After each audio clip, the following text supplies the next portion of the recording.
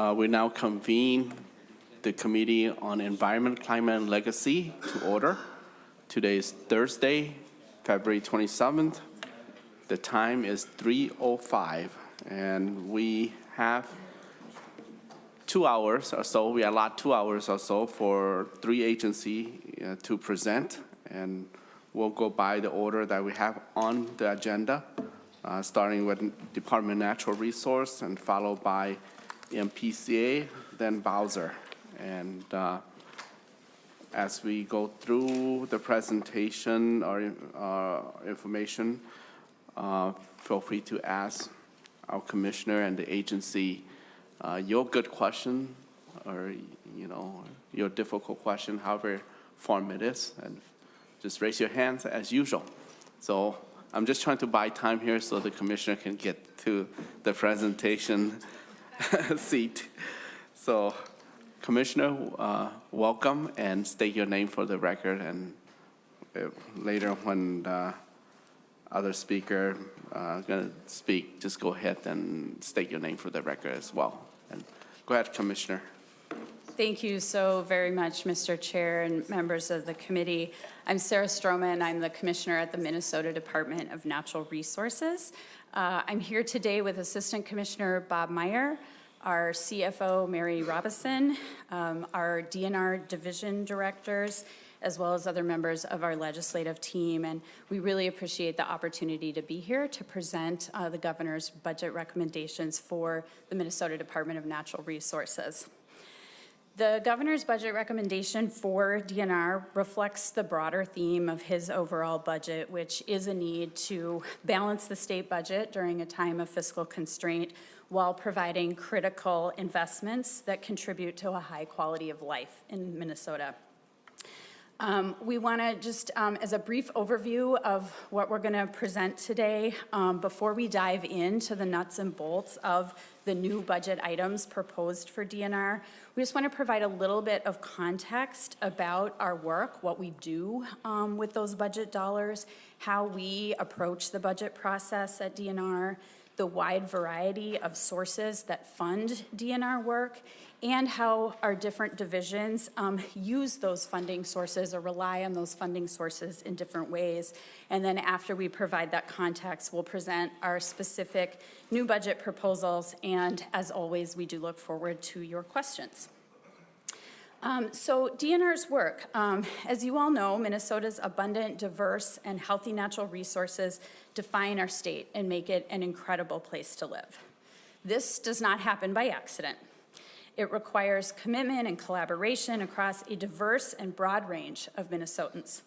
The Minnesota DNR is deeply committed to working with Minnesotans to conserve and manage these resources, provide outdoor recreation opportunities, and provide for commercial uses of natural resources in a way that creates a sustainable quality of life. The DNR must proactively address and manage ongoing and emerging critical natural resource issues facing Minnesota. Land use change, invasive species spread, and a changing climate all create challenges to maintaining the diversity and quality of our natural resources. As well, more Minnesotans than ever before are enjoying our outdoor opportunities in new and different ways than in the past. Our strategic goals, which are depicted on this slide, best position the DNR to address the changing conditions in our natural environment and economy, as well as address the changing needs of Minnesotans to connect to the outdoors. We can protect and manage our natural resources in ways that benefit the environment and economy while serving the diverse needs of everyone who calls Minnesota home. In working with the governor on the FY26-27 biennial budget, DNR takes a collaborative one DNR approach, considering both state and agency strategic priorities. And importantly, our divisions work together to identify our most critical work and priorities. You can see the principles that we use to develop the budget here on this slide. Our FY26-27 budget proposals are limited in number and are well tuned to the fiscal realities of our state. Facing a state structural budget imbalance, we explored opportunities to create efficiencies, reallocate funds, and examine the interactions across state and federal and other available funds across division operations. We are confident that this collaborative, interdivisional approach to identifying and prioritizing budget needs will serve the DNR, the resources we manage, and the people we serve. So as we shift now to look at DNR's proposed budget for FY 26-27, you will see that depicted on the slide in a pie chart. The budget represents a total budget of $1.5 billion across all DNR funds. And I'll just note that the Parks and Trails Legacy Fund and Clean Water Fund are included in these budget recommendations, but the Outdoor Heritage Fund and Environment and Natural Resources Trust Fund recommendations, because they travel separately from the governor's budget process, they are not captured here in the slide. In the upper right-hand corner, you can see that 30% of the DNR's budget comes from the general fund, which plays a critical role in our budget, if not a large percentage. A significant portion of DNR's general fund dollars are passed on to other entities, including payments to tribal nations in accordance with treaties and payments to counties for payment in lieu of taxes. The next largest portion of DNR's budget is the Natural Resources Fund, which is made up of more than 20 different subfunds, each designated for different purposes, such as forest management, minerals management, water recreation, or parks. And these funds each receive the relevant fee revenues, but also contain other funding sources, such as gas tax allocations for motorized vehicle accounts or lottery in lieu dollars. Our Game and Fish Fund represents 19% of DNR's budget, and this fund receives sources of funding from hunting and fishing license fees, federal dollars, and lottery in lieu. And I'll just note, because I think this is important, that fees are not priced to recover the full costs of the programs that they fund. They are instead just one piece of the revenue pie, contributing to a broader, more complex picture of funding for Minnesota's environment and DNR more specifically. Each of these different funding sources plays a unique and important role within DNR's budget. I also know that in the current climate, there is interest in federal funding and agencies' use of federal funding, and you will see on this slide that 10% of our agency-wide funding comes from federal funds, and as I walk through each of the division and their use of funds, you'll see how divisions vary in their use of federal funds as well as other funds. So let's take that division by division view here briefly. The point of this is to be able to demonstrate to you that while the DNR's overall picture of the budget and how we use different sources of funding, when you get into it at a division level, different divisions really rely on different sources of funds and different proportions. So we'll start with Parks and Trails. Parks and Trails Division manages parks and trails through various funding sources, including the general fund, state parks account, and state parks lottery in lieu account. The Parks and Trails Legacy Fund and Environment and Natural Resources Trust Fund also contribute, though these funds have constitutional restrictions.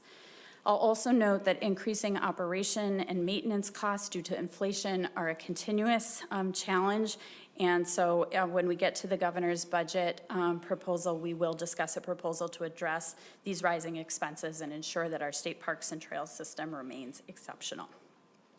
For our Fish and Wildlife Division, the general fund supports just 6% of this division's work. This includes funding for chronic wasting disease management and surveillance. In the Fish and Wildlife Division, the Game and Fish Fund is the primary funding source, contributing 68% of the division's 26-27 budget. This includes, importantly, the federal Pittman-Robertson and Dingell-Johnson funds for fish and game conservation purposes. In our forestry division, forestry is one of the areas most heavily supported by general fund. The general fund includes open appropriation for fire suppression. It is also one of the major sources of funding forest management, along with the Forest Management Investment Account, or FMIA, as well as the Heritage Enhancement Account in the Game and Fish Fund. Our Ecological and Water Resources Division has one of the most segmented budget with a number of dedicated sources working together. And of note is the amount of federal funds that support EWR's work. General fund dollars support EWR's aquatic invasive species and water protection work, as fees alone don't cover the cost of the program. And the governor's budget recommendation does include 2 proposals to address these rising costs and address the general fund's portion, and we'll discuss those in a moment as well. For our Enforcement Division, Game and Fish Fund is the largest funding source with additional support from 7 accounts within the Natural Resources Fund, including motorized vehicle accounts for ATV and snowmobile enforcement. The General Fund makes up, can you go back? I'm sorry. General Fund makes up about 20% of the Enforcement Division budget. Approximately $3 million of that is dedicated to AIS-related enforcement, and so the unrestricted portion of that General Fund is the only source of funding for public safety deployments, as we cannot use other dedicated funds for those activities. And so we will talk about a governor's budget proposal related to that as well in a minute. Our Lands and Minerals is our smallest division, and the majority of funding for this division is dedicated funding. You'll see on the slide the largest portion is actually special revenue funds. Those are primarily internal billings within the department. For example, when other divisions are doing real estate work, they actually then pay the costs for our Lands and Minerals division to do that real estate work. The general fund does contribute 24% of the division's budget, supporting minerals management activities like reclamation, research, and evaluation to make science-based decisions related to mining regulation. And then the last division, but certainly not the least, is our operations support. This includes services such as communications, human resources, legal, finance, budget, fleet, building services, safety, disaster response, as well as our Office of Access Inclusion and DNR's leadership costs. These activities, as we've discussed in the past, are paid for through internal billings, which then show up as special revenue in this pie chart. So with that overview of the DNR's budget and how those sources are used in each of our divisions, I do want to switch to now the new budget proposals that are in the governor's budget. And I want to start with our gas permitting and leasing. There are 2 components to this proposal. These are in line with the recommendations from the Gas Resources Technical Advisory Committee, or GTAC. They are the program implementation pieces of that are necessary for Minnesota to have a regulatory framework related to gas extraction. So as you are aware, in 2024, the legislature directed DNR to build a temporary regulatory framework for gas production to be implemented while a more permanent framework is developed. Those recommendations for that temporary framework were in that GTAC report. And implementing both that temporary and permanent regulatory framework will require programs to conduct permitting for the extraction of gas reserves and to manage the leasing of state land and mineral rights. DNR is already receiving significant interest for gas-related leases, further emphasizing the importance of getting these programs started. So the first is the permitting program. This proposal for $1.3 million of general fund is intended to focus on gas resource development permits, environmental review, financial assurance, and other regulatory work. And this proposal will fund 4 permitting positions. The gas leasing program is also new, and it will handle the leasing for gas exploration and development, including title research, filing of necessary documentation, reviewing exploration plans, drill site inspections.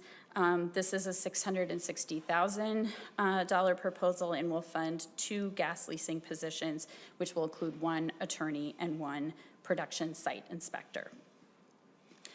Our next set of proposals are critical investments that support continued agency operations.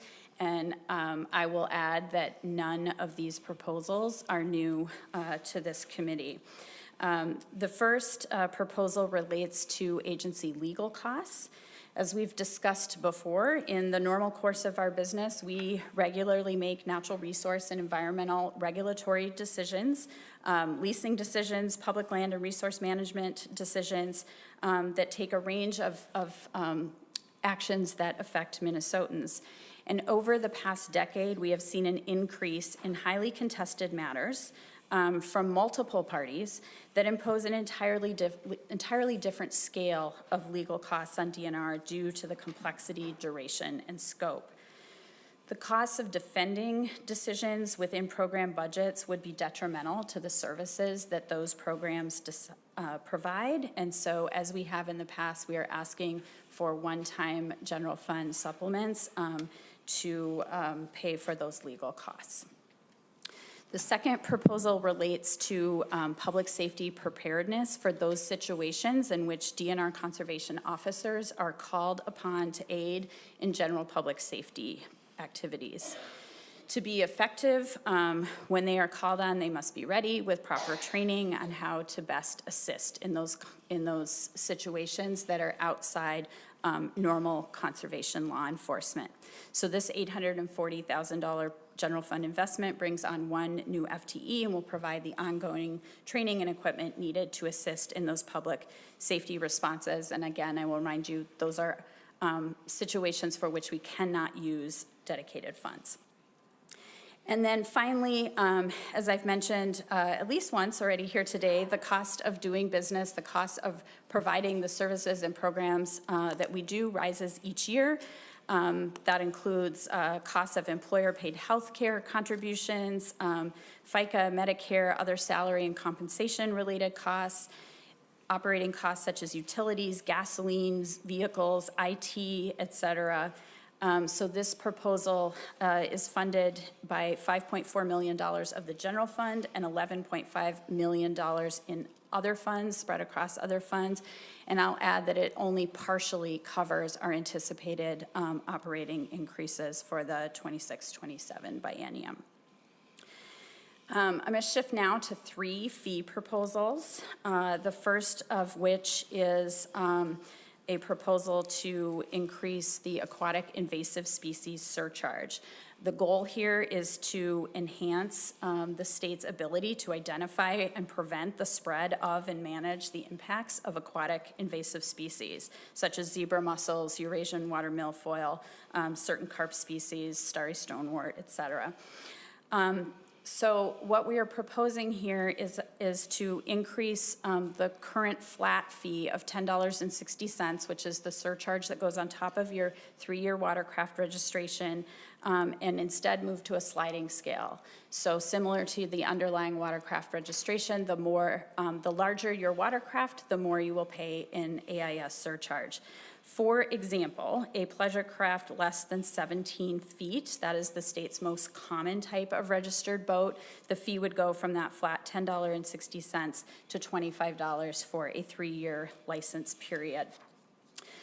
This proposal, with the revenue generated through this increase, will increase the dollars that are granted to lake associations, tribal nations, and local governments for aquatic plant management. It will increase DNR's capacity to assist in vegetation management plans and permitting, as well as grant support. And then finally, it also provides funding to the Minnesota Aquatic Invasive Species Research Center at the University of Minnesota.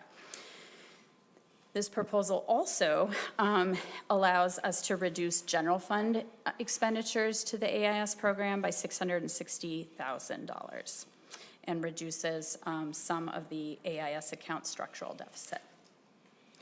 The second fee proposal relates to protecting and managing Minnesota's groundwater. And we know that Minnesota's groundwater is a crucial resource that supplies most of Minnesota's drinking water as well as agricultural irrigation needs. And we have seen in recent years a growing demand for groundwater resources, and that coupled with enhanced research that tells us groundwater resources are not equally distributed across the state of Minnesota, we are seeing an increased complexity in the technical analyses that are needed in order to allocate and appropriate and permit groundwater use. So this proposal increases the fee in order to enhance DNR's capacity and responsiveness in our ability to evaluate complex permitting projects. I will say I think it also more appropriately approximates the value of our groundwater resources in Minnesota. It is a scale of fees that is dependent on how much water you use. So just as an example, the first water use fee tier is up to 50 million gallons of water per year.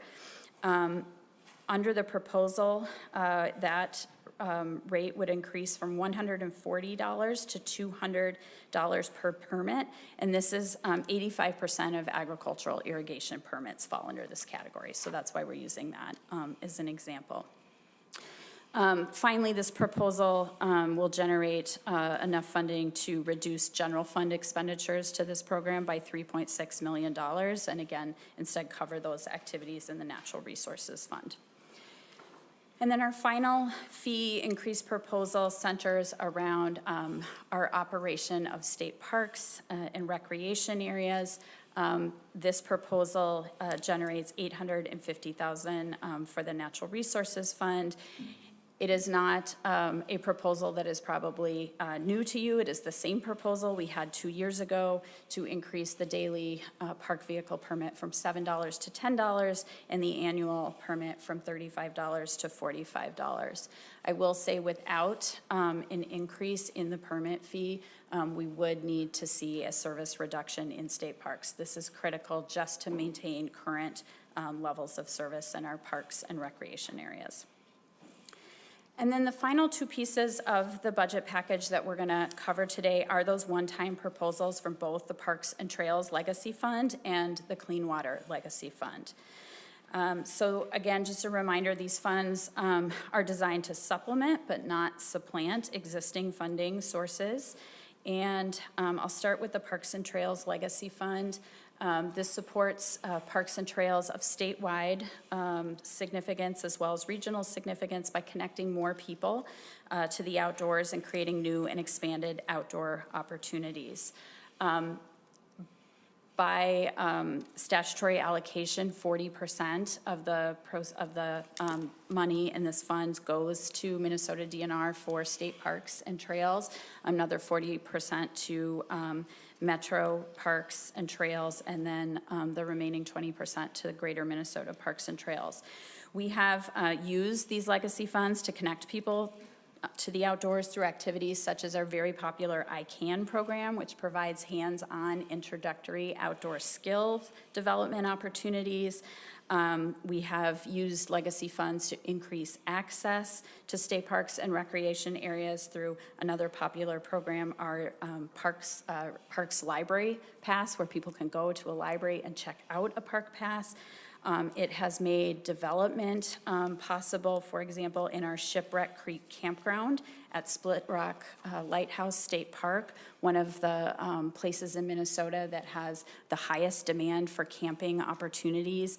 And prior to this project, the only camping offered at Split Rock Lighthouse State Park were cart-in or walk-in campsites. So this fills a niche that we were not able to previously fill.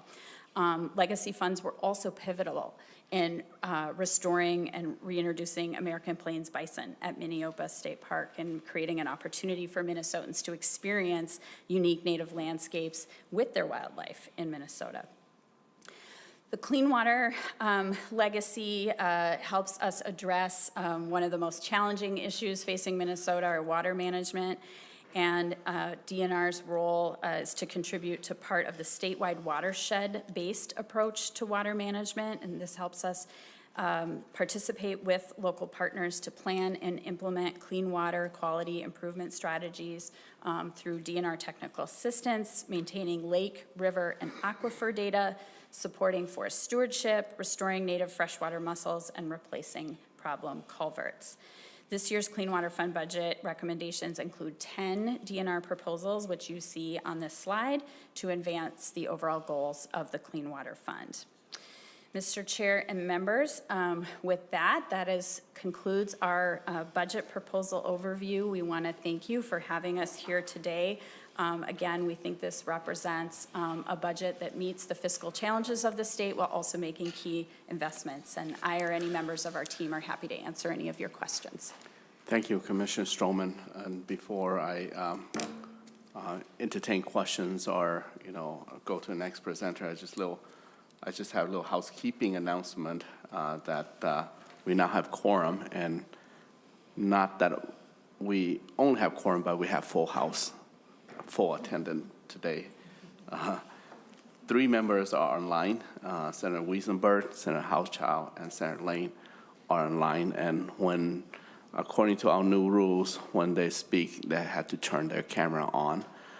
We're not voting today, so you're not necessarily need to announce the location that you are at the moment that you speak, but you have to turn on your camera. So with that now, any question from members? Not about my announcement, but to the DNR. Senator Green. Thanks for that clarification.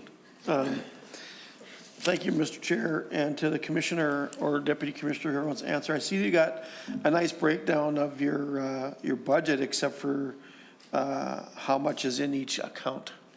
And I did have to step out for a phone call, so if I missed that, I apologize. But so, how much is in Parks and Trails? How much is in enforcement? Commissioner, Deputy Meyer. Mr. Chair, Senator Green, that would be a very complicated discussion to go through. We would be able to send the committee a table with those balances. Would probably be the easiest way to do that, since it's very complicated. Each of those accounts has a state part. The natural resources account has over 50 sub-accounts in it. So I don't have that information right now, but we can certainly provide it to you. Okay, Senator Green. Thank you. A rough breakdown would be good. I know you don't have it. I'm not asking you again and again, but you have the percentages. So somewhere something must have been in place to have the numbers. But anyway, so I'll just skip over those then, and we'll go right to the budget recommendations. And we haven't got the forecast yet, but it looks like you're increasing stuff anyway. Is there anything on the back burner where you're saying if cuts come down, this is where we can make them? Commissioner and Mr. Meyer. Mr. Chair and Senator Green, I think there's maybe 2 pieces to this answer, and I'll take the first one, and I think Assistant Commissioner Meyer will take the second one. First of all, I think recognizing the constraints in the initial forecast, and frankly, even prior to that, we took a very conservative approach to thinking about this budget. You will see there are not many new investments here. They are either for critical new programs or maintaining current service levels in those places where we know the demand from Minnesotans is very, very high. And then, as you saw in all 3 of our fee proposals, they're both designed to address capacity needs, but also to reduce obligation on the general fund in those areas. So that's where we are now. And then I think Assistant Commissioner Meyer had something else to add as a second part to that question. Assistant Commissioner. Mr. Chairman, Senator Green, we also are containing within the governor's budget language an allotment of a previous appropriation from our drought seedlings that we were fortunate enough to receive several years ago. We have done extensive work to allocate those funds. What we found is we received $5 million. We've appropriated a little bit over $1 million of that. What we found is that it was for state, local partners, and tribal partners, tribal nations, for drought-killed seedlings for reforestation. Most of our other partners are using plugs, where we use bare root seedlings. The plugs survived a lot better, so the anticipated need was much less. So we put that on the block. It's 398 or 389, something like that, almost $4 million. As the commissioner talked about, our groundwater appropriation reduces the general fund appropriation for that program by $3.4 million. And in addition, the AIS proposal would turn back $660,000 to the general fund. So between those three things, it's almost $8 million of general fund reductions contained in our budget. Senator Green, follow-up? Thanks for that. I'll be looking forward to trying to get some of that for some real projects. Anyway, but you brought up some points that I was going to make later, but when I'll just go right to the one rather than try to fool around. You had in here that, let's just take the fee proposals. It's at 5.7 million, and you say that is estimated as $660,000 cut. But what was the actual amount that you asked for last year? That would be a total too, as opposed to what it is now. So the 5.7 million is an increase from your last year's budget, is it not? Assistant Commissioner? Mr. Chair, Senator Green, that 5.7 million would be the revenue generated off of that AIS fee surcharge increase. This has been in previous governor's budgets as well. So that is not general fund. That'd be new revenue generated by the increased fee. Mr. Chair, I realize that, but I'm asking you, the 5.7 million, is it an increase or a decrease from last year? What you spent last year? Deputy Commissioner? Mr. Chair, Senator Green, it would be an increase, and I could get the actual balance, the revenue generated off the $10.60 fee for you, but yeah, it would be an increase based on what we've had in the past. And Mr. Chair and Senator Commissioner. Green, I just add, it's an increase less the 660,000 reduction to the general fund. And then I'll just also note that part of that revenue generation is going to the Aquatic Invasive Species Research Center at the University of Minnesota. So not to DNR's budget, but for simplicity and I think transparency to Minnesotans who pay this surcharge. We only wanted them to have to pay it once, and then we will divide up the revenue amongst partners who are working on AIS prevention. Senator Green? Mr. Chair, and thank you, and I get that, but what I'm trying to get at is I don't see I don't see numbers here. I don't see the total budget that you had last year. You know, we used to get a spreadsheet on this, if I'm not mistaken. When you'd come in with your budget proposals, they would have last year's, this year's, and looking forward, and I don't see those anymore. And so that's what these questions are. You just drop down to the next one. That's fee proposals too. You know, you tell us that you're cutting some, and you give us the total, but it doesn't reflect what the increase is or what the reduction is on the total amount of money. Did you follow what I'm saying? So last year, let's say last year you spent $1 billion. Now this year you're spending $1.5 billion. Where is it going? Assistant Commissioner? Mr. Chair, Senator Green, each one is different. I'd like to work with you offline and provide you that information because like for AIS, for example, it's going to be grants that we're going to be doing. It's for our work, and it would be for the Aquatic Invasive Species Research Center. So each fee proposal has sub-budgets broken down in there. As far as the spreadsheets that you're referring to, I think those are the ones that come from Senate fiscal staff as we get a little bit farther down the road, where we have the governor's rec on one column, then what the committee's recommendations are and the differences and all of those breakdowns. So we will get to that. And I will follow up with you and put together a table that demonstrates where these dollars are going to meet your needs. Okay, and then I'll wait to get that before we pursue you again. Thanks. Thank you, Assistant Commissioner, for that clarity.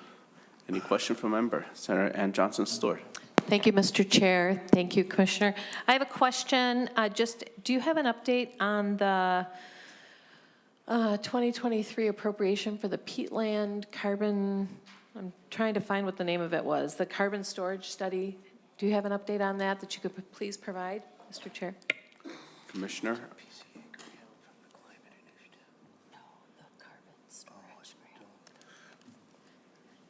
Sorry, Mr. Chair and Senator Johnson-Stewart, we are just conferring amongst ourselves to make sure that we had, I think the study that you're referring to, we also had a pilot peatland restoration appropriation, and then beyond that, there was the climate pollution reduction grant that came through PCA that had some peatland work in it. So we're just trying to make sure we've got the right peatland work, and I think we're gonna, either Assistant Commissioner Meyer has that answer, or we're gonna find somebody who does. Thank you. Mr. Chair, Senator, I will need to follow back up with that. It's work that we're doing in conjunction with the Office of School Trust Lands and our Lands and Minerals Division. They are working on a report right now, so we'll get you an update on that very quickly. Follow up? Just letting you know, Senator Kunish and I are very interested in the whole peat issue, so maybe a follow-up meeting in person would be great. We'd appreciate that. Thank you. Any other questions?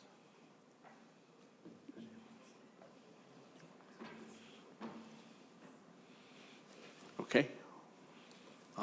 Commissioner, do you want a word of closing? Thank you for the presentation. I did talk to you a little bit about the state part, but we'll work on that solution at some point and share with the group later, share with the committee later. But thank you for your presentation. Thank you, Mr. Chair and members of the committee. Again, we really appreciate the opportunity to be here to talk about our work and how we fund that work, and we look forward to working with the committee throughout the remainder of session on a final budget. Okay. Thank you. Thank you both. Next, I'll call Commissioner Katrina Kastler and Mr. Tom Johnson from Minnesota Pollution Control Agency.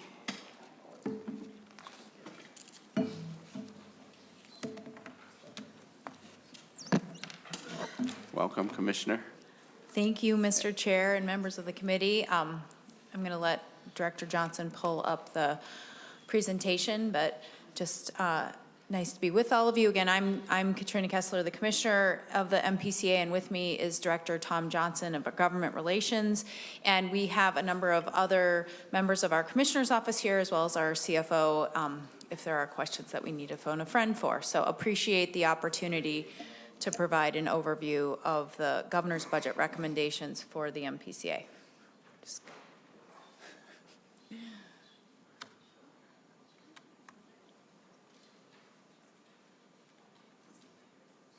We might need technical assistance.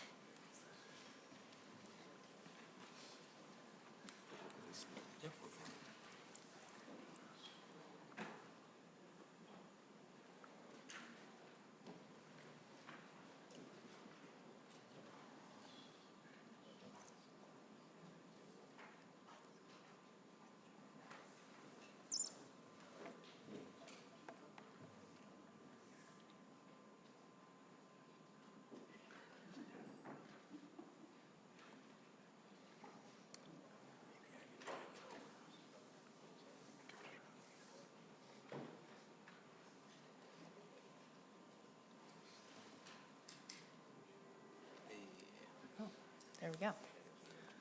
Thank you.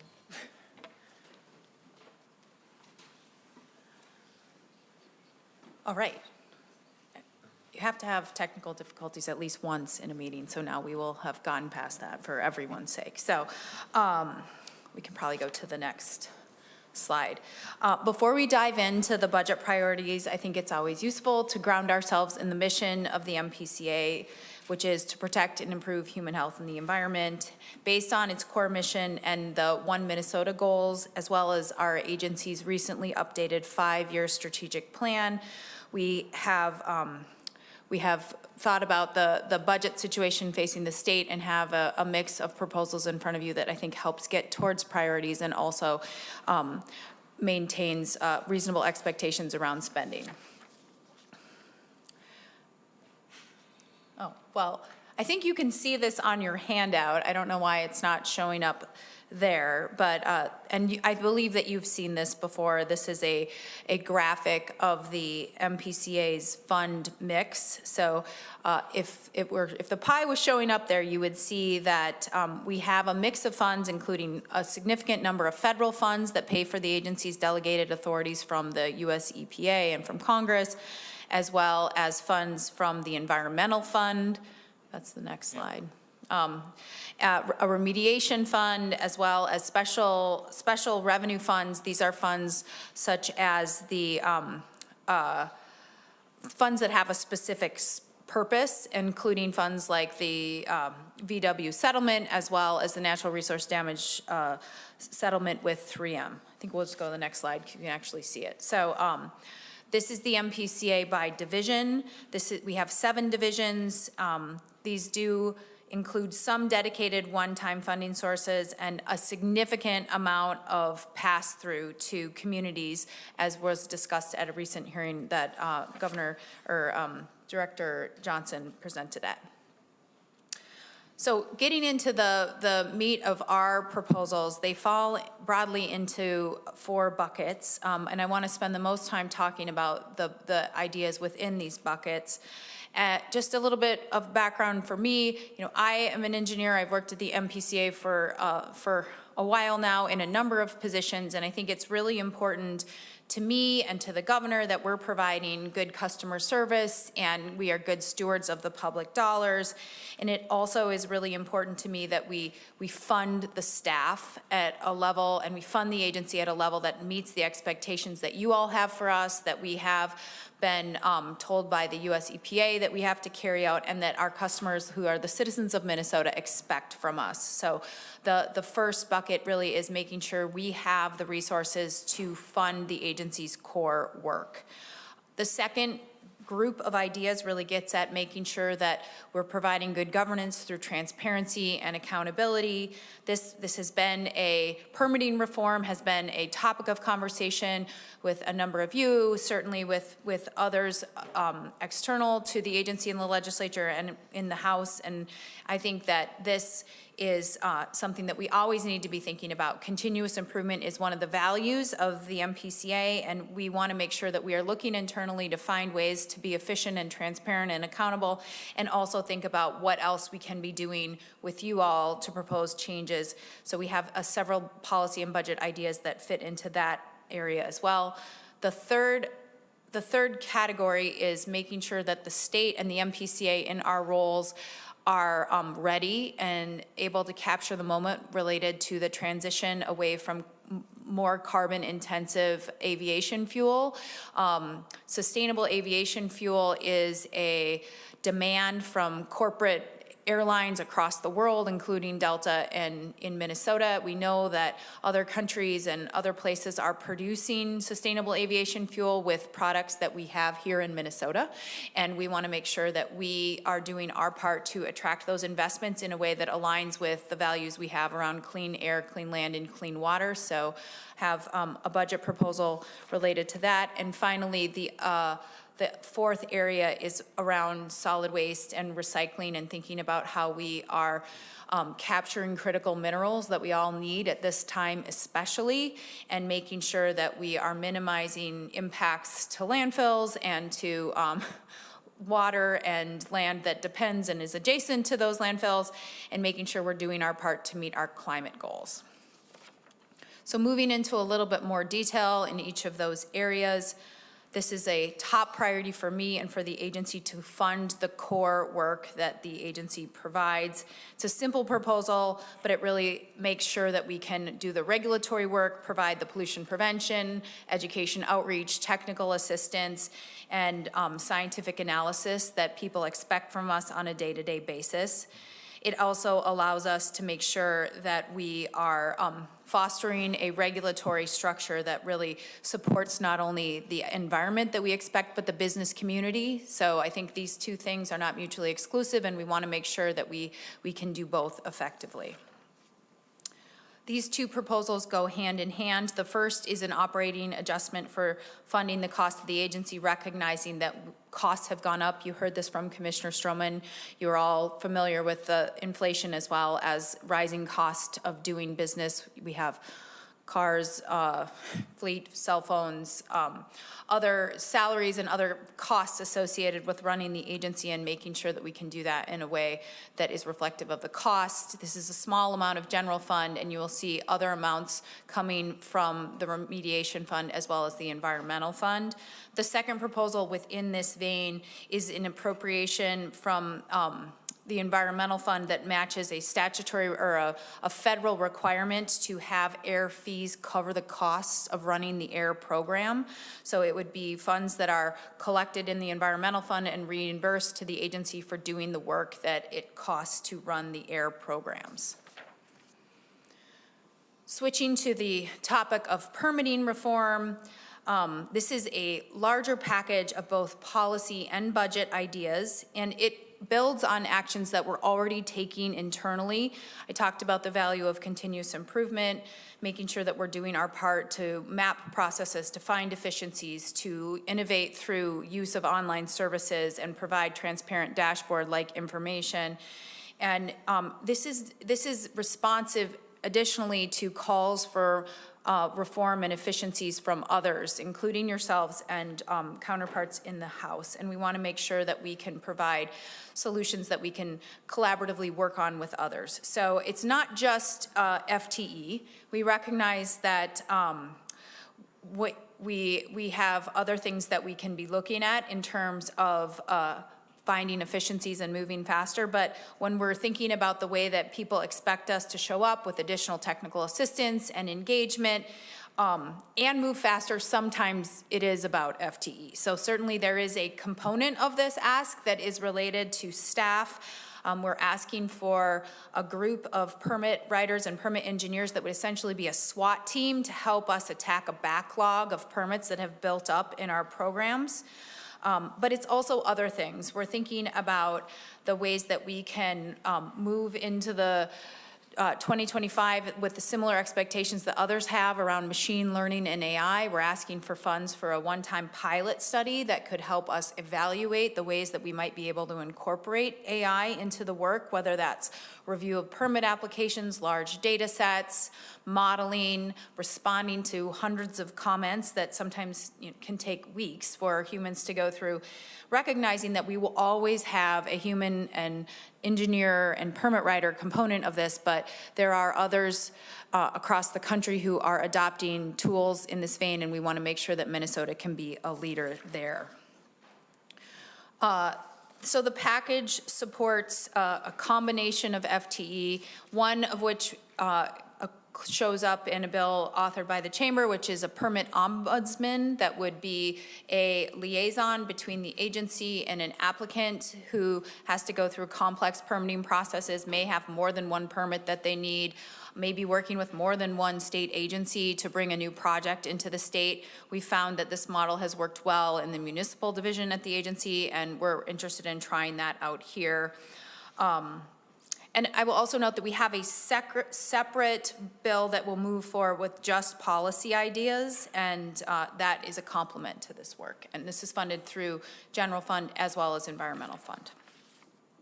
Shifting to sustainable aviation fuel, I talked a little bit about this already. We're seeing a demand and an urgency within both public and private entities around the state to think about how we can support the way that we grow commodities, the way we use waste, and the way that we can meet demands to produce more or less carbon-intensive aviation fuel.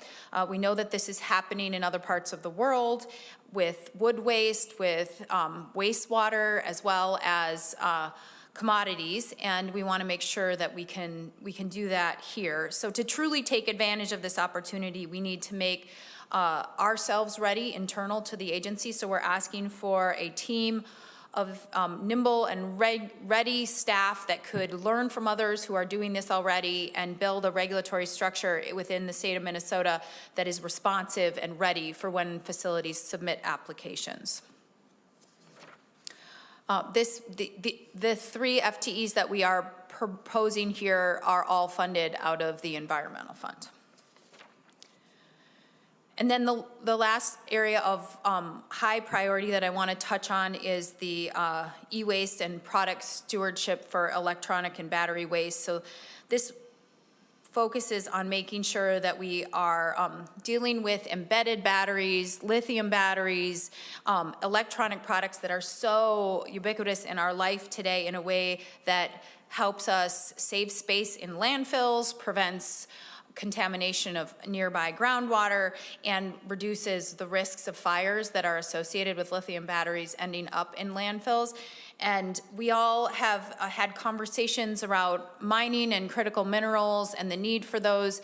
And we see that this is an opportunity for the state of Minnesota to not only save money with landfill costs, but also to recover critical minerals that could go towards the other needs that we all agree are important parts of our lives today. And this is a product stewardship model, so it is actually a revenue neutral proposal, similar to other product stewardship models that we have in the state. And we see that this is something we could work on with the industry and with others that could help meet needs and save money over time. Several other proposals that I want to touch on, which are not, highest priority, but still really critical and important. The first related to mercury and skin lightening creams. So the legislature banned mercury and skin lightening creams several years ago now, but the agency in combination with the Department of Health has had very limited resources to actually implement and enforce the ban, which needs to be done through a number of ways, including education and outreach and being in community and finding ways to support local businesses and in a sensitive cultural way. So we are proposing one FTE with some program money that would help us enforce the ban by doing product testing, working with online marketplaces where these things are still showing up, and doing additional education and outreach with those who are closest to the challenge. Another proposal that is important and I think resonates across the state is related to food waste. This is a challenge again for landfills and in terms of space, but also methane gas. Food waste and organics produce methane gas, and methane is 4 times more powerful in terms of greenhouse gas emissions than carbon dioxide alone. We know that there are other ways to deal with food waste and organic waste than ending up in landfills. The first priority would be to help with food insecurity, and there are models across the country and even in the state where this is actually working. We also know that there are counties and areas of the state that have passed local ordinances around organics in solid waste and are moving towards diversion. And we are asking for 2 FTE to provide technical assistance to areas of the state where they're asking to do more of this and to build capacity. And I want to call out specifically that this proposal complements work that we have planned with that $200 million of federal funds that's called the Climate Smart Food Systems Grant, which was awarded to the MPCA in 2024, and we can talk about federal funds, but there's a significant amount of money, tens of millions of dollars in that proposal that would be granted out to greater Minnesota and food system or waste and food systems to do this type of work, and these FTE would help us manage that. The next proposal helps address a backlog that has built up in our Superfund site assessment area. So staff in our remediation division triage sites that are coming into the agency, contaminated sites, and looking at things that pose the most acute risk to human health first. What is happening is that sites are coming in at a faster rate than we can actually go through even the priority sites. So we need additional staff to be able to triage and effectively get through the sites that are coming in and deal with the backlog. So this proposal brings additional FTE to the agency funded by the remediation staff that would help us eliminate the backlog within the next several years. And given the budget forecasts that we're all seeing, and Senator Green already alluded to this, we have proposed 2 cost-saving or reduction measures as part of our package. The first is relates to a clarification of the MPCA's authority and to make sure that we have the authority to recover costs from emergency response when a responsible party when there's a spill and a responsible party is taking care of it, or can't take care of it and the agency has to take care of it, we will bill the responsible party back. And that is the way that this has happened for years. When things are falling within the statute, we have discovered that there are instances that don't allow us to recoup the cost from responsible parties. So things like saddle tanks and tow tanks, and when it's a spill of a pollutant that doesn't qualify as a hazardous waste or a hazardous pollutant, we currently do not have clear statutory authority to recoup those costs. We estimate that this would earn a savings of about $200,000 a year to the remediation fund. And then the next proposal is actually a savings to the general fund. This corrects a 2023 appropriation to align with legislative intent. This relates to county feedlot funds, and it returns the county feedlot funds after the existing biennium to a baseline appropriation into the future out years.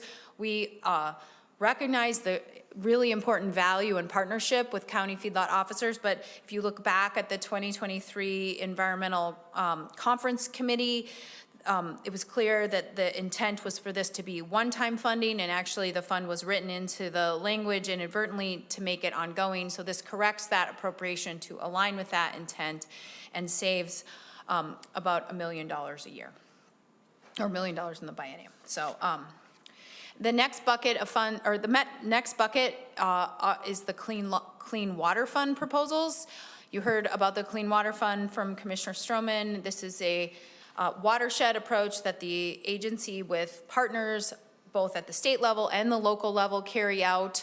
These appropriations align with the Clean Water Council recommendations and include things like monitoring, assessing waters to make sure they are not impaired and meeting standards, developing plans when standards are not met, as well as implementing practices to bring our lakes and streams back into compliance with standards. There's one in there related to chloride. You've heard this from partners and others. This is an intractable pollutant and something that needs specific attention. So there's these are the types of work that we do with the Clean Water Fund, and happy to answer questions if there are about any of those proposals. We do have a number of low cost or no cost or technical change items included in the package as well. We are expecting, we want to make sure that we can maximize about $17 million in federal funding for wastewater treatment projects that could deal with PFAS. Currently, these dollars were made available through the Infrastructure and Jobs Act, and they would go into the state revolving fund to pay for funds that are prioritized by the agency and administered by the Public Facilities Authority. And currently, the PFA's priority list does not allow us to prioritize PFAS. It predates the PFAS consideration, so making sure that we can add that to one of the ways that we can spend the revolving funds and the additional money from the federal government for PFAS across the state. Making sure that when we are giving out revolving funds or loans from revolving funds, that those revolved funds go back into that to make the corpus whole so that we can continue to do that. There's a technical change to just align the budget with the way that the agency is organized, so it's clear where the money is going, whether that's the municipal division, the remediation division, to operations. There's an extension of the appropriation that was given to the agency to pass through to MDH around biomonitoring in firefighters who are exposed to PFAS. And then there is an adjustment to the closed landfill to make sure that we are anticipating the needs into the future for large investments around landfills. And I think that's the last one, Mr. Chair and members of the committee. And again, really appreciate the opportunity to be here with you all today. I'm happy to answer questions that I can, or to defer to Director Johnson, as well as others we have from the agency here. Senator Green. Thank you, Mr. Chair. Commissioner, I'm trying to add up here. It looks like you got 16 new proposals for FTEs, is that right? Senator Green, we can do the math. Mr. Chair and Senator Green, thank you for the question. We can do the math quickly. The majority of the proposals are not from the general fund. I just want to reiterate, but we can add up the number of FTE. The permitting ombudsman is a temporary position. There are a number of long-term positions we are also proposing. Senator Green, follow up? What is the total amount of employees you have now? First full-time employees and then part-time? Yeah, Senator Green, Commissioner. this, it's different on a daily basis because people get promoted and hired, but it's around 900 FTEs. Follow Okay, up, Senator do you, Green? do you have part-time employees as well? Mr. Chair and Senator Green, we do hire seasonal workers in the summer, so I don't know if those count as part-time employees, but they are only employed for part of the year. Okay, Mr. Chair. Senator Green? On your Superfund site and also on the landfills, we'll do them both at the same time. Because landfills are different, but they're highly regulated. Are a lot of the expenses you're seeing when you say there's more, is that due to the fact that regulations have changed as far as what limits are? Commissioner? Mr. Chair and Senator Green, so I can start, and we might need to follow up more with you or invite Assistant Commissioner Kudelka to come up, but I will say that part of it is we have more redevelopment in the state, and as brownfield sites or new construction wants to occur and we have to look, we're finding it. And part of it is making sure that we have expectations when we're finding sites or sites exist in the queue that match the human health and the environmental health standards that exist today. We certainly know more about PFAS today than we did 10 years ago and health risks associated with that. So inasmuch as our understanding of risks change, and then we have to make sure that we are doing our part with proposers and with responsible parties to reduce risks and to bring sites into compliance such that they can be, for example, reused and provide new economic opportunities. We have to do that. I don't know, Assistant Commissioner Kudelka might have more to add. Okay, Mr. Kudelka? Mr. Chair and committee members, for the record, my name is Kirk Kudelka, Assistant Commissioner with the Minnesota Pollution Control Agency. I'll just add on to what the Commissioner said. These numbers do not take into effect yet PFAS. So these are vapor intrusion, which has been something for about a decade we've looked at, in addition to VOCs and others.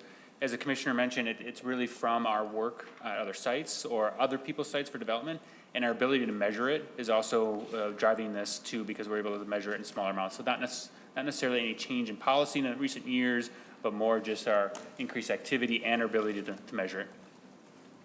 Mr. Senator Chair. Green? One of the issues that we have in all across the state, I was going to say greater Minnesota, but it's everywhere, is that a lot of the sites that were put in place were in compliance. And when regulations changed or new technology came on, they ended up not in compliance. And on our landfills now, within a couple of years, the MPCA is going to be forcing those landfills to close with no viable alternative. And what do? Commissioner? Mr. Chair and Senator Green, thanks for the question. I think that you're referring to the construction and demolition landfill rulemaking that the agency has underway. And I will let Assistant Commissioner Kudelka fill in any gaps. But for those of you who haven't been tracking this, historically, construction and demolition landfills in the state of Minnesota have been unlined. And to Assistant Commissioner Kudelka's point, we have the ability now to measure pollution in groundwater that historically we weren't looking for or didn't know would be there, and we have actually found impacts to drinking water from these types of facilities. So that's a obvious concern to human health and the environment. And I think the second part of the question is, what can we do about it? And I will say that the agency did put forward a proposal for consideration for bonding to aid in the transition, because we know that this is not a cheap or easy thing to do, to switch the entire construction and demolition landfill system. So thinking about lining and economies of scale that might be regional in nature are all things that we have talked about. We've had meetings, and Assistant Commissioner Kudelka has had countless meetings across the state with partners in this work, and we have listened and proposed ideas through the bonding proposal that would help address them. But I want to come home and say that, we know that this impacts people's drinking water, and that is a concern that I think we all share. And I don't know, Assistant Commissioner Kudelka, if you, okay, maybe there's more questions. Mr. Chair, I won't go too much longer, but because you mentioned the impacts of drinking water, I would like to know, do you have results of these tests?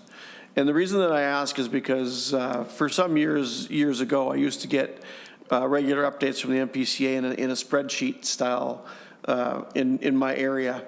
And I watched as the different chemicals were listed on that spreadsheet, and whether they were parts per million, and now later they're measured in parts per billion because the parts per million don't show up very much because the chemicals are actually getting better. And so I can't find those anymore on your sites. I can go onto the site and I can find an individual water body that has certain chemicals listed, but some of them are old. Some of them go way back to 2000 whatever, and not even very many so far. But there's like 1,900 pages that I'm trying to get through. But and so you're telling me that you're finding impacts, and I'd like to know what the impacts are. Are they 0.005 parts per billion? Because we can test for a lot of stuff. And it's going to cause a big problem and it's a problem that you're not solving by closing the landfills, because the waste is still there. And my fear is that if we close them down before there's a viable and affordable solution, you're going to see this stuff being burned along roadsides or dumped the way we used to have before we had the landfills. And so I think that it might be beneficial without a viable solution to kind of hold off on closing these down, because the counties, I'll just give you a specific, Lake of the Woods County would have to ship their stuff 270 some miles. That's not realistic. So. Commissioner? Yeah, Mr. Chair and Senator Green, I hear you, and I think we can follow up with the specific levels that we're seeing and examples of where they are being compared to drinking water standards and standards that protect human health. And I just want to reiterate that we see that this is a challenge, and we recognize that transition will not be easy, and we want to be supporting counties in that work. And I don't know if you have anything else to add. Mr. Chair and committee members, as mentioned, I just want to add here, this is similar to a tradition that was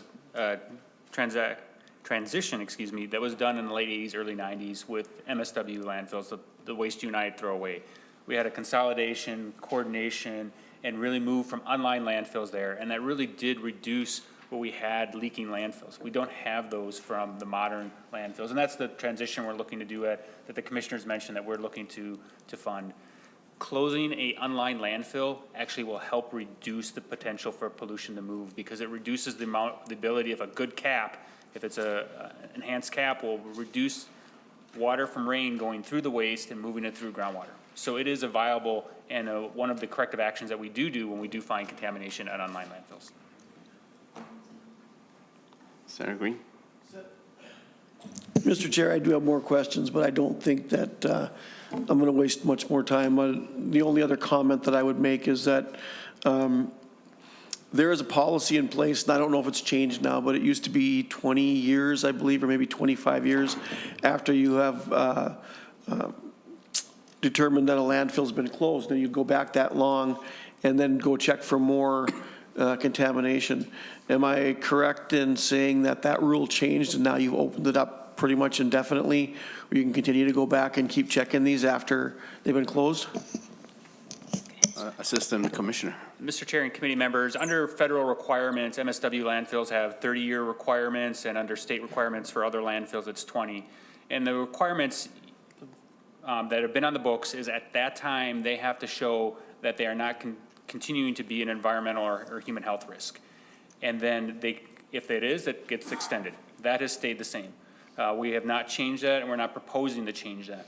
What we have done last year with a legislative request is when that 20 to 30 years comes to look at for the agency, a landfill just can't walk away on its own. It has to get approval and make sure, just to be crystal clear in law, that review has to be done with the agency to make sure that it is meeting those requirements and that it is a decision of the agency and not the landfill.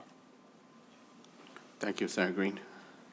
Next is Senator Housechild is online right now. So Senator Housechild, unmute yourself and turn on your camera. Thank you, Mr. Chair, and members. Thank you, Commissioner. I just wanted to say how much I appreciate the Senator agency's Housechild, proactive. are you Yes? able to give us visual? I am not, Okay. unfortunately. Is that okay? Do I need to? I suppose as the chair, I'll just let you slide this time. Okay. So go ahead with your question. I just wanted to say very quickly that I really appreciate the agency's willingness to be so proactive on the permitting reform discussions that we've had last year as well as this year.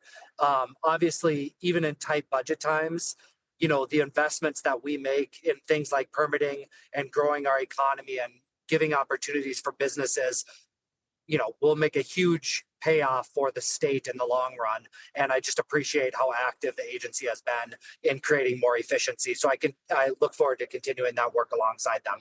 Thanks. Thank you. Any other question? Sarah McHugh. Thank you very much, Mr. Chair, and thank you for the presentation today. Appreciate getting these updates and walking us through the budget proposal. I have a question that was sort of piqued when I saw an article earlier this week that was put out by I believe this is the Minnesota Reformer that was reporting on this. But the title of the article is Trump Administration Locks MPCA Out of $200 million in Federal Grants. And the article, if you read through it, the information that they shared was that the Trump administration had frozen and has given an order, as we've seen a number of these orders coming out, to freeze funding that had actually already been allocated, and in this case, to our Minnesota Pollution Control Agency for community-based climate projects. And the article details that these include all sorts of initiatives to reduce greenhouse gas emissions, including like climate-friendly farm practices, peatland restoration initiatives, energy efficiency initiatives, vehicle electrification, and on, $200 million worth of projects. I'm wondering if you can give us some more information about how that freeze is going. I'm wondering if the federal administration has been in touch with you and what kind of communication, if any, you've had with them, with our congressional delegation. And I'm not talking about party stuff. I'm just talking about like our representatives at the federal level. Have they been helpful? Have they been communicative with you? And how is this looking? What's the status of it? And then I also have some questions, I think, about the details of it. So thank you. Commissioner. Yeah, Mr. Chair and Senator McEwen, thank you for the question. This is really critical work for the state of Minnesota. And I think you hit it in terms of this is not a partisan issue. The agency applied on behalf of the state through the Inflation Reduction Act, through a competitive process. There was billions of dollars made available, and we submitted multiple applications, and we were successful in one. And not every state got one. Red states and blue states got them, but not every state got them. And the application that we were awarded was developed with input from farmers, from food processors, from counties, from tribes, from local governments, who all said, we want to work together to develop climate smart food systems in Minnesota. So the proposal that was submitted and that was awarded last July is to do that work. And it breaks down into a number of buckets. The first you alluded to is about $20 million that will go to the Department of Agriculture to pass through to farmers to expand ag water quality certification program, as well as soil health grants. There's an additional $10 million to go to the Department of Ag to administer to farms who want to think about transitioning the way that they transport crops in vehicles with lower carbon intensity or electric vehicles. There's, I think, 20 million, I might get the numbers wrong within the 200 million, but there's a tremendous amount of money in there for peatland restoration that will be passing through the Board of Water and Soil Resources and the DNR. There are direct payments to tribes to establish food sovereignty, food rescue programs. There are dollars in there that will go towards food waste. We talked about the food waste and the organic diversion and food rescue programs and others. And we can provide a breakdown of all of the 200 million. But what I hope people hear is that this is not state agency staff prophesizing about climate change. This is money that is being passed directly through to those who participated in the development of this proposal, who represent the entire state of Minnesota. And up until late last week, the funds were completely unavailable to us. There's a reimbursement portal that we have to seek reimbursement from through the EPA, and it just appeared locked until last Friday afternoon, which was after that article came out. As of now, the funds appear to be available to us. This will be the first week that we will be submitting reimbursements. Unfortunately, this is a reimbursement system, and so, for example, Ramsey, Washington County and DEMCON are building an organics facility, and they are getting $10 million, but they won't get the $10 million till the project is done, and that may be 2 years from now. And we have concerns based on the uncertainty that had been in place until last Friday that those funds will be there for the duration that we were awarded them, which was the next 5 years. We had 5 years to administer this, to get the peatland projects, to build the soil health, to get the farming practices in place, to support food processing innovation in small towns across Minnesota. And I'll just frankly say that if you read the plain language of the executive orders that are referenced in the language around why the funds were frozen, they make it very clear that they want these funds back. And so, whereas they appear available today, we don't have a tremendous amount of faith that they will be there for the long term. And I think this committee and the discussion around the budget, it's relative, because we are all looking at less money at the state level, and these are things that we have said previously that we want to do in partnership with local governments across the state. And if we don't have these dollars available, there's not another pot of money to do this work. So that is of great concern to me, and we have had conversations with tribal leaders, with local governments, with counties, with private industry, who all participated in the development of this and were seeing themselves in the implementation of this, and have asked those that might be compelled to make calls to the congressional delegation. I will be in DC next week for the Great Lakes Commission, and we'll be visiting with our congressional delegation of all sides, and we'll be talking about this amongst other things with others from the Minnesota delegation that actually include both Republican and Democratic senators and representatives. So I'm hopeful that this is not a partisan issue, that this is a economic opportunity issue, as well as one that helps meet the climate goals of the state. Senator McHugh, any follow-up? Thank you, Mr. Chair, and thank you for that, Commissioner. And has the federal administration been in contact at all, or representatives from the federal administration been in contact with the MPCA about the freeze and about the projected future of the funds? Commissioner? Mr. Chair and Senator McEwen, we did get a note saying, you probably noticed that they are unfrozen. And that is pretty much the extent of what we have heard. Senator McHugh. Thank you, Mr. Chair. Thank you for that. Commissioner. And so that you have been notified that you were notified of the unfreezing last week. How long, no guarantees about whether that's going to continue or if they're going to do sort of a piecemeal evaluation of whether they approve of a project or not. Are there projects underway that Minnesotans have already invested our dollars in anticipation and reliance on those federal dollars coming through? Commissioner Kessler.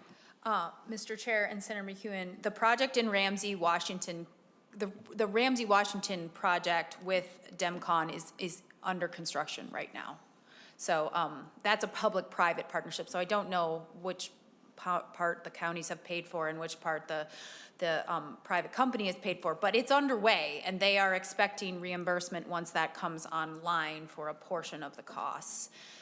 And these are the types of projects that other counties and others across the state have said they want to do more of, but you all know that it's very unlikely that someone's going to make a giant capital investment if they don't know they're going to get the money to pay for the capital investment. Senator McHugh. Thank you, Mr. Chair. Thank you for that, Commissioner. And I hope that you will keep us apprised of how this goes. That is a lot of investment, $200 million that was slated to come into our state for projects around the state with our municipalities, with tribes, et cetera, and for that reliance to all of a sudden be pulled out from underneath us. I fear that just about the chilling effect it could have in terms of whether people will move forward or just say, I guess we just don't know. As you said, are we going to be able to put forward the capital for this when we don't know if the federal government is reliable or not, or will follow the laws, even if the courts rule that they should. We no longer can rely on that very well. So please keep us apprised. I know that many of us will be following this as things go along, and we will be wanting to hear whether these projects are going forward, whether they're being reimbursed or not. So thanks for updating us on that. Thank you for the question and answer from the Commissioner as well. Senator Ann Johnson. Thank you, Mr. Chair.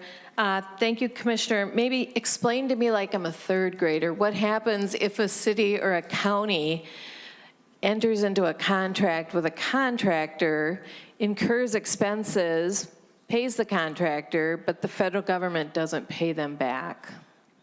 Mr. Chair. Commissioner. Mr. Chair and Senator Ann Johnson Stewart, I don't know that I can explain it very well, but the way that I understand it is that they would not get reimbursed. And so,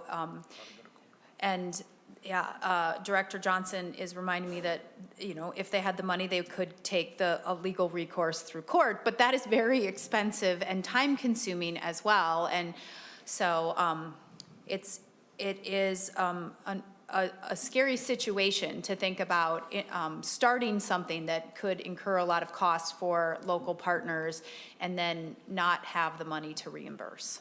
Indeed. I have two more follow-ups. Senator Johnson Stewart. Thank you, Mr. Chair.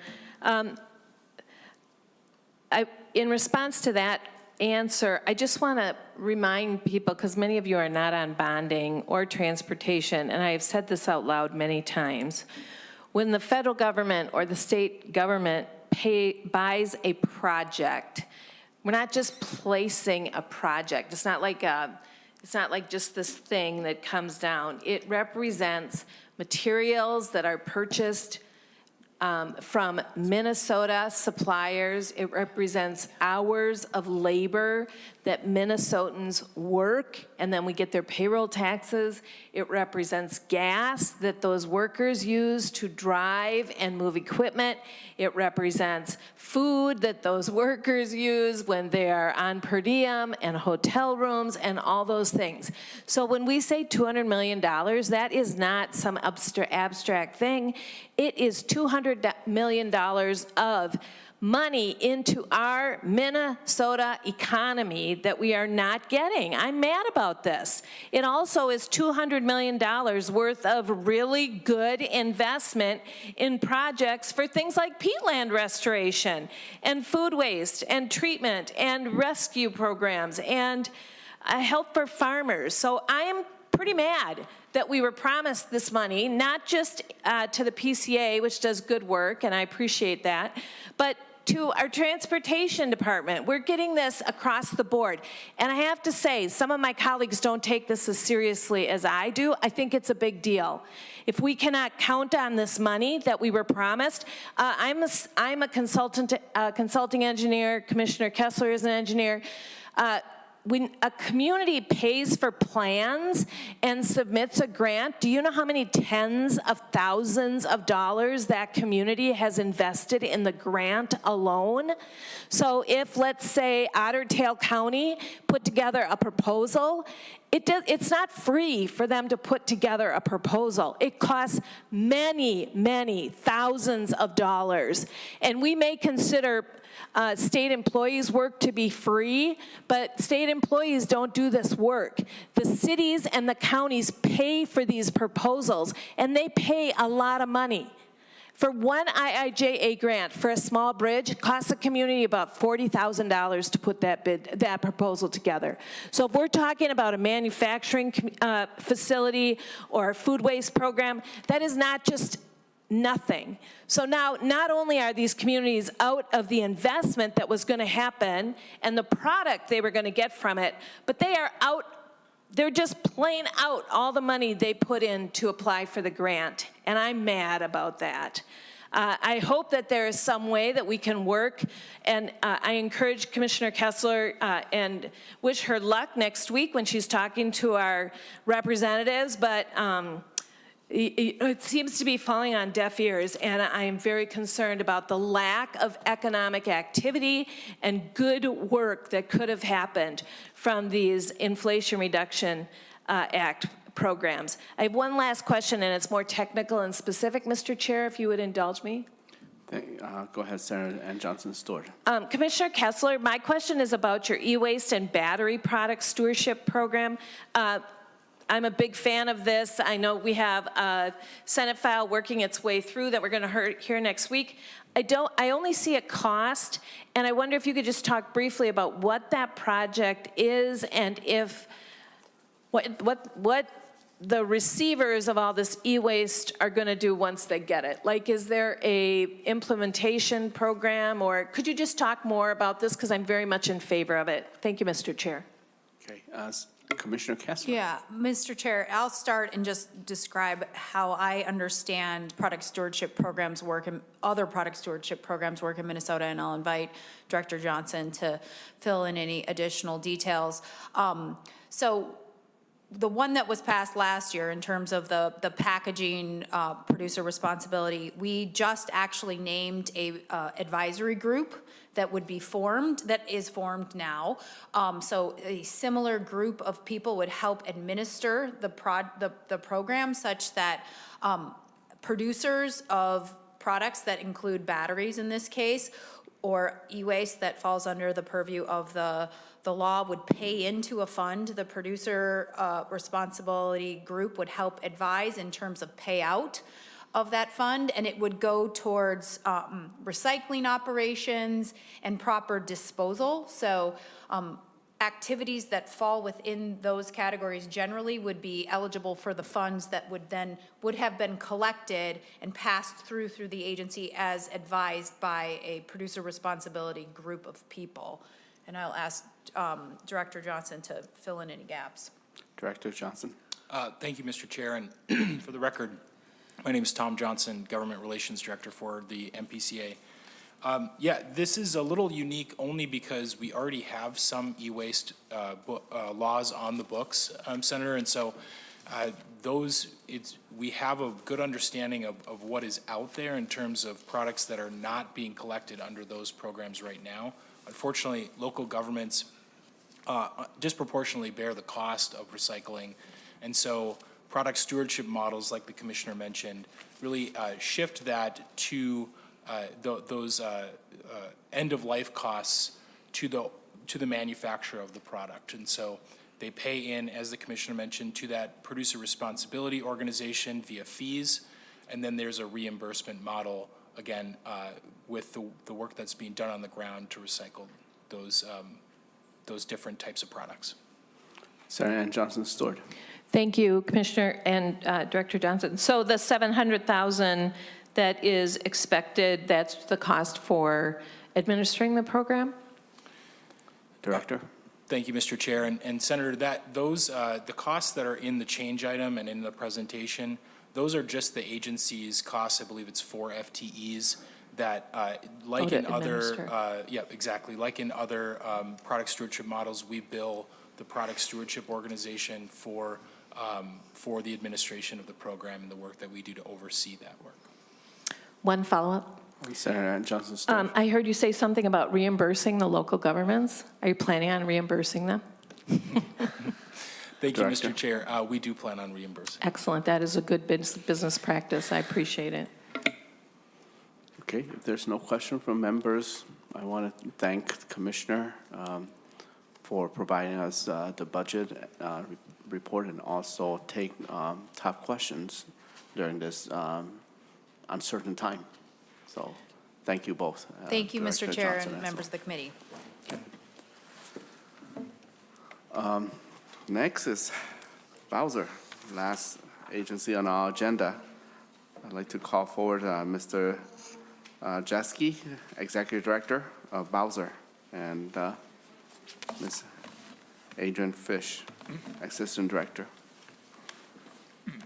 Anytime you're ready, you have. Okay, good afternoon, Mr. Chairman, members. All right. John Jaske, Executive Director with the Minnesota Board of Water and Soil Resources, or Bowser, and with me is Andrea Fish, Assistant Director at our agency. And I'm going to let her begin, Mr. Chair, and we've got a handout and a few materials that we can also follow up more if we need it. Thank you. Maybe I'll try the other. Oh.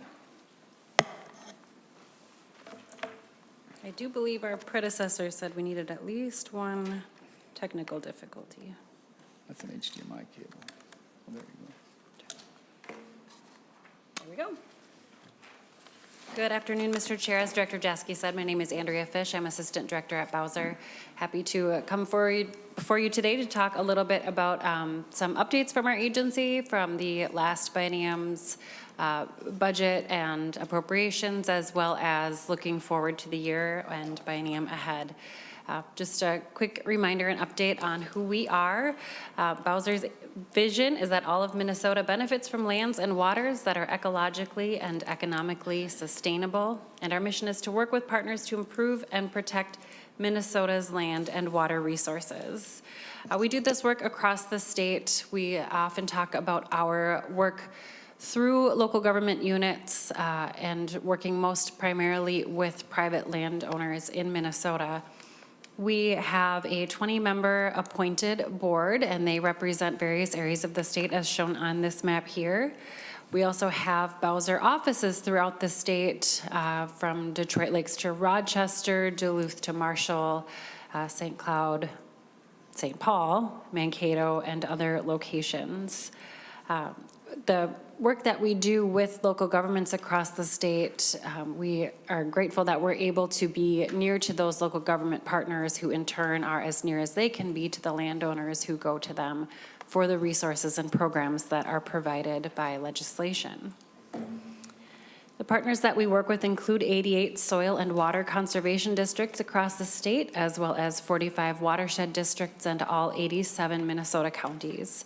We also work with various joint powers organizations, state and federal agencies, agricultural and environmental NGOs, and tribal governments. And again, our focus is on Minnesota's private lands, which make up about 76% of the state.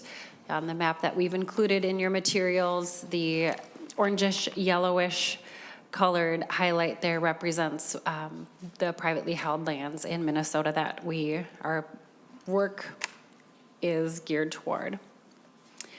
Our business model is a local local delivery system, as I mentioned, working with a lot of those local government partners to deliver on-the-ground results through many of our voluntary conservation programs.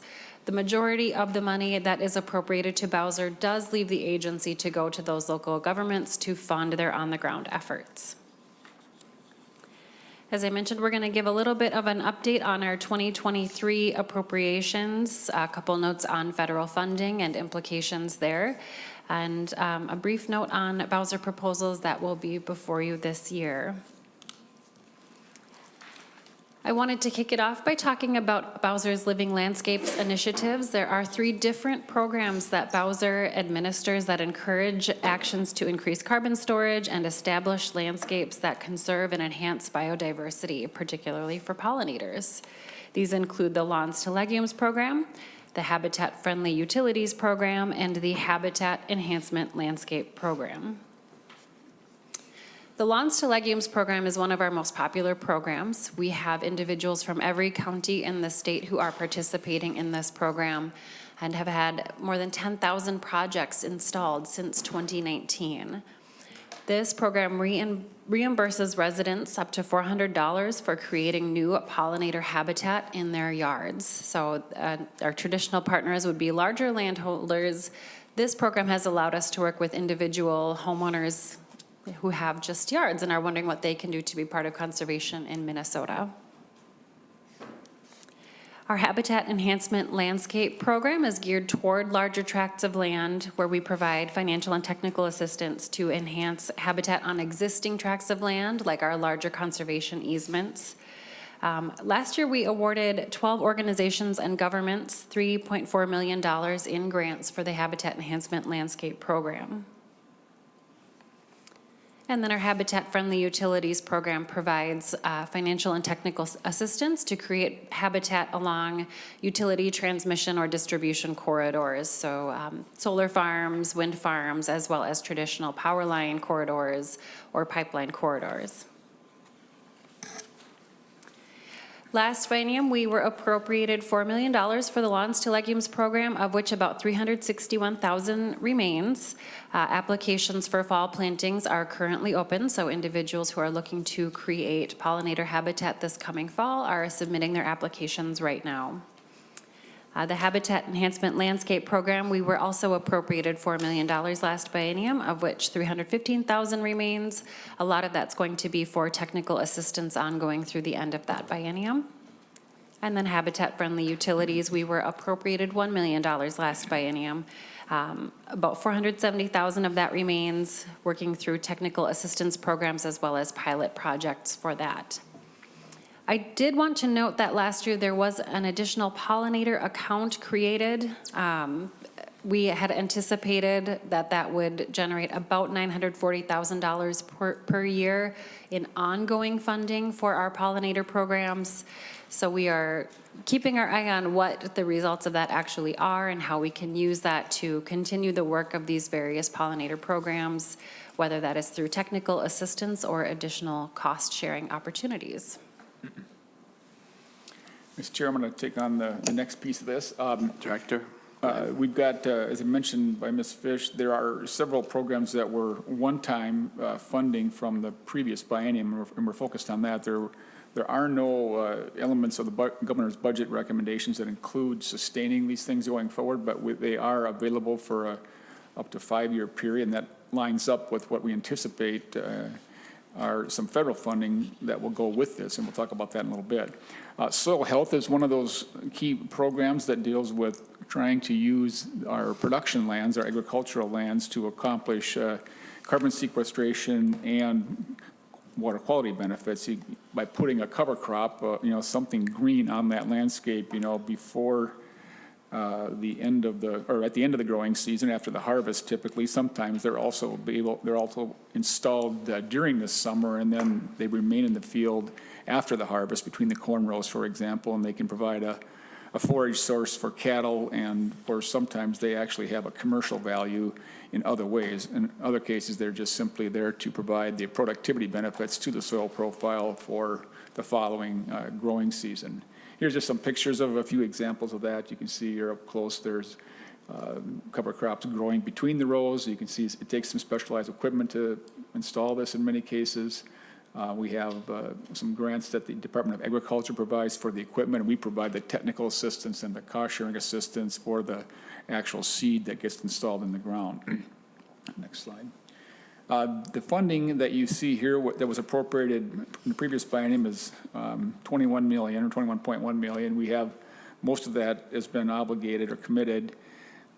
We have a federal agreement for $25 million that was secured last fall, and we are anticipating that that's going to be forthcoming, although we have nothing certain yet. We do not have something that's affirming that award will be continuing as it was made through a contract that we signed with the federal government.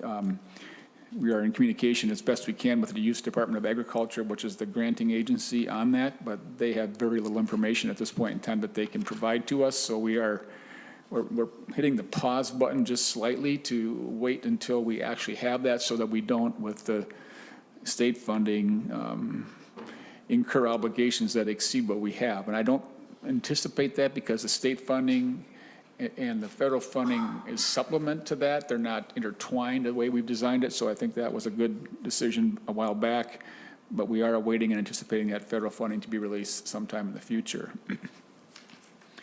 Another program, these are statutory programs you can see here in this case under Chapter 103F. We are in the business of holding water in places where it otherwise is too fast or too much, trying to control rate and volume. We can do that with, you can see here a picture of a structure on a surface that does that. We often put these in places where the land has, maybe no other really good use, sometimes just marginal cropland. Sometimes we have to acquire land in easement fashion to get the rights to do this. The local government partners that Andrea mentioned are the ones that accomplish this by working with these private landowners to set up these projects. This one is also in the state of seeking some federal funding that we also have a commitment. I'll show you that in the next slide. The reason that we are working in this endeavor is because we're seeing additional water, leaving the land, right? Especially in our watersheds that have a lot of alteration to them. We can't put all that back the way it was, but we certainly can design structures, both engineering and biological structures and features to accomplish that. And you can see here's another couple of examples of that. That chart shows the Minnesota River, which is the largest tributary in Minnesota to the Mississippi, which drains a lot of our western and southern Minnesota landscapes. And you can see that over time, that amount of water coming through that system has been increasing. And MPCA, of course, talked about some of those water quality aspects that go with that. Next slide. On the funding side of it, these are the appropriations that we received. We did move some of these dollars out into project grants that are now underway, and another RFP was just released. We are holding the greater portion of that, though, as the match for this federal money that was awarded again in October. Again, we're hoping that funding does free up and that we're able to use that. These are, as was mentioned by member of your committee, Senator Johnson Stewart mentioned, these are really practical things that we are doing, have been doing for decades, and need to keep doing for decades further.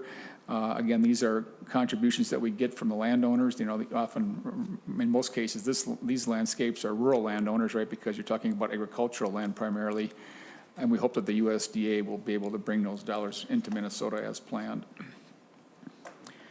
Another program that we have that has been in place for several decades in Minnesota called the Reinvest in Minnesota, or RIM program. We use that program as a conservation easement program where we buy the land rights, usually in perpetuity, sometimes with a more temporary nature, but we buy the landscape, or buy the rights to do the landscape restoration, which is often a wetland being restored. And again, these are aimed at marginal agricultural lands. The landowners are compensated for that. Contractors are hired, and seeding companies are brought into the mix to do this work and restore the landscape and then protect it in perpetuity with those easements. One of the things that we accomplished at the very end of the calendar year was to expand and extend this agreement with USDA. It is not a grant program like the others I was referring to. It is actually a joint effort to pair the federal CRP program, or Conservation Reserve Program, with our Reinvest in Minnesota program. And we added 12 counties to that agreement that include now all of the Minnesota counties that have more than 30% agriculture. We were able to increase the acreage cap available to this program in Minnesota for the next decade or more.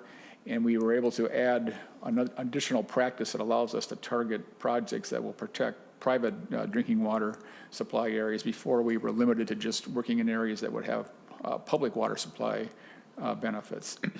And then we were able to increase update and increase slightly the ratio of the state-federal funding.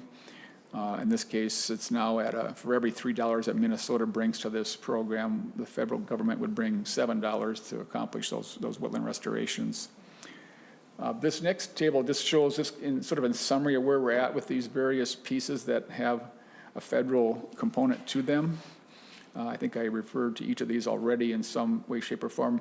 The peatlands is the one that I did not, but the prior testimony from MPCA alluded to it because that funding is actually coming through that $200 million grant that Commissioner Kessler described, a component of which is for peatland restoration that we are working with that will aim for that to be accomplished on private lands, and another component would be aimed in a pass-through to DNR for the public land aspects of that.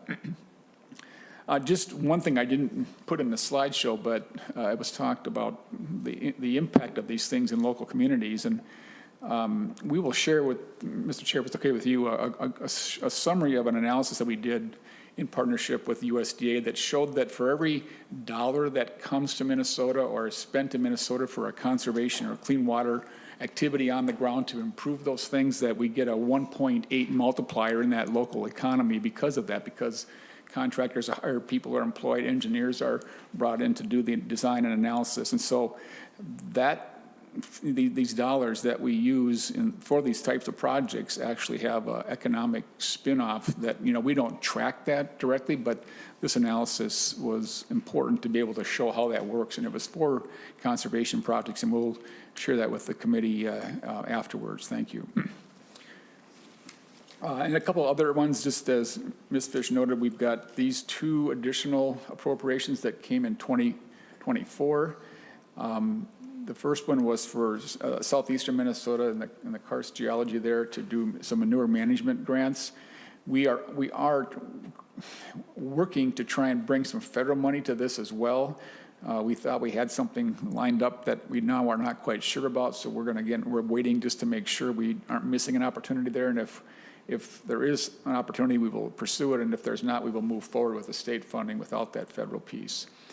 And then the other item here is the $300,000 was appropriated to the Red River of the North phosphorus water quality trading study that was appropriated to the Red River Basin Commission, and it is about 70% complete. I got a report from them just last week and shared it with Commissioner Kessler too from MPCA, because it's really important that the MPCA and others are part of this, because the idea is to try and help those communities, those cities along the Red River who have a discharge permit for their wastewater and other operations, that they have potentially some other ways that they can accomplish the water quality improvements that are needed to meet those discharge goals or requirements.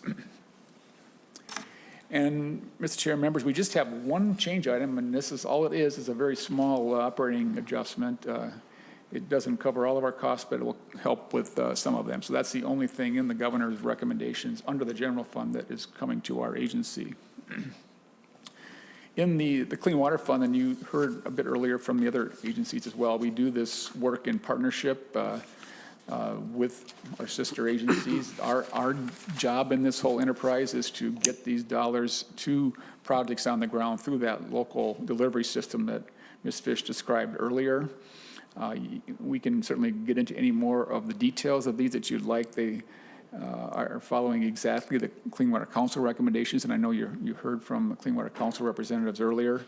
The watershed approach is a really key aspect of this whole enterprise, both in terms of the way we collect the information, the data around our water quality, and then the analysis and the plans that target the prioritized locations and practices to improve that water quality.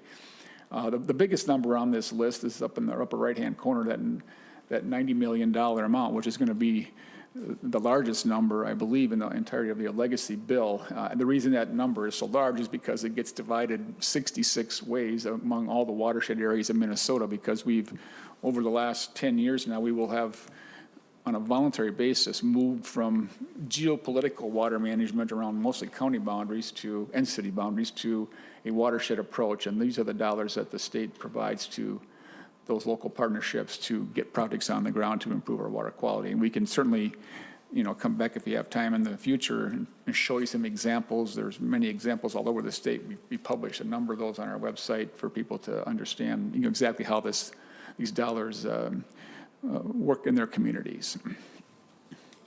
And then we just have one policy item, which is really just a repeal of a duplicative reporting requirement for counties and watershed districts that we are suggesting be included in a bill that goes forward. So, Mr. Chair and members, that's the conclusion of our presentation. We obviously can provide more details, and I will follow up with that economic analysis piece that I mentioned. Any questions from members? Senator Green? Thank you, Mr. Chair, and we're right up against it. So just wondering now, DNR said that they would be having their spreadsheets. Will you be bringing those when you come forward with a budget, or is this what you're just going to bring forward here? Mr. Chair, Director. Senator Green, we just have the one small operating adjustment as our budget recommendation from the governor. So it's on that second to last slide, I believe. So if you want more information, we can certainly get it to you. We tried to walk through the pieces from the previous binding because that was about all we get to talk about, to be honest about it. So we could bring you anything else you'd like. Maybe we'll follow and visit and accomplish it that way. Mr. Chair, then if you would, just send me your total budget. And if that's the only change is that one, that'd be great. And then once again, I'll just ask you your total employees. I see you weren't asking for any. Mr. Chairman, Senator Green, yes, there are no additional FTEs in our budget. We have about 140 or 148 or something like that current FTEs, and that would remain the same under this budget. Okay, thank you. Senator, okay. Senator Johnson Stewart. Thank you, Mr. Chair. Thank you for that. I very much would like to see that economic impact report. I just have a quick question, and I'm new on the committee, so I'm sorry if this is a dumb one, but so Bowser is responsible, or Bowser oversees the Clean Water Council, or how does Bowser relate to the Clean Water Council, Mr. Chair? I'll have Director explain. Mr. Chair and Senator, the Clean Water Council is an entity that was established in statute, and it's I think it's in chapter 114. I could be incorrect about that, but we can look it up. It is established to give to the legislature and the governor budget recommendations on how to spend the Clean Water Fund that is part of the legacy amendment. And so they work with a group of appointed members varying across different organizations and sectors of our state, and they bring that recommendation to the governor and to the legislature. And this year, the governor took exactly what they recommended for all of our agencies. So, Mr. Chair, Yes, so you were just Senator showing Johnson us, Stewart. you were just showing us as a matter of information. There's no relationship. Okay, I was just trying to figure it out. I have worked with Bowser for decades, and man, you have great staff, really committed people to finding ways to retrofit farmland and, find places where drain tile was inappropriately placed or just placed, period, and work to restore the land and make water better. So I'm really grateful for that. I just want to point out that there's almost $50 million listed, more than $50 million listed on your table where you talk about federal leveraging. And I want just to point it out, again, as if I'm a third grader, that Bowser projects are most often completed and the money is spent outside of the 7-county metro area. Most of your projects have to do with ag land, with wetland restoration, with manure management, with revegetation. So that's over $50 million. I don't need to do my tirade as I did before, but losing that federal match is important. I live in Wayzata, Minnesota. We don't have a lot of, peatland or manure projects in my district, but I still care a lot about rural communities and about our water. And I just want to thank you for the work you're doing at Bowser. I've always been impressed by your staff and by your work, and just wanted to say thank you. Thank you, Mr. Chair. Thank you, Senator Johnson-Stewart, and thank you, Executive Director Jeske and Ms. Fish. The chapter you did mention is correct, as Council has confirmed. So good memory. Yeah, 1.14B. 114D. 114D. So thank you for the presentation. And today's Thursday. Any announcement from members? If not, stay tuned for our agenda coming up Monday. We'll decide on that tomorrow. Okay, so the meeting is adjourned.